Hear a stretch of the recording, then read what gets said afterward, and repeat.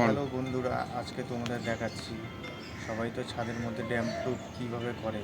তা আজকে আমি কিভাবে ড্যাম প্রুফ করি সেটা দেখো। আর ড্যাম প্রুফ করার কারণটা হচ্ছে ছাদে কোনো ড্যাম আসবে না, আর তার মধ্যে শ্যাওলা ফেওলা কোনো কিছুই পড়বে না, নিচে তুমি ঠান্ডা পাবে। আর দেখতেও খুব সুন্দর লাগবে। দেখতে পাচ্ছ ছাদে কত নোংরা আছে, কীভাবে আছে সেই জিনিসগুলো, এই জিনিসগুলো এখন কিছুই থাকবে না। তা আজকে আমরা অ্যাসিড দিয়ে প্রথমে সেই জিনিসটাকে ওয়াশ করে নেব। চলো দেখাচ্ছি।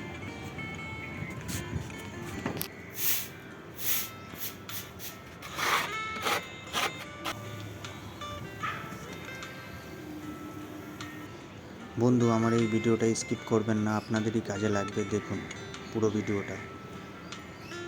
নিয়ে চলে আসলাম ড্যাম গার্ড। এখানে মালগুলা হয়ে গেল। দুটো বালতির মধ্যে একটা সাদা একটা সবুজ কালার দেওয়া আছে, ওরা বললো একটুখানি কালার করে দিতে। সাদাটা চালাবো আগে, তারপর চলে আসলো আমাদের এই বেডটি, দেখতে পাচ্ছ দুজনের জন্য। সাদাটা চালানো হয়ে গেছে দেখতে পাচ্ছ, এবার কালারটা ধরবো। কালারটা নিয়ে চলে এসেছি, এবার ছাদের মধ্যে কালার চাপানো হচ্ছে, দেখতেই পাচ্ছ তোমরা। হচ্ছে ড্যাম গার্ডের কালার। কত সুন্দরভাবে একদম পুরো স্লিপিং হয়ে গেছে, খুব সুন্দর চলছে ব্রাশ।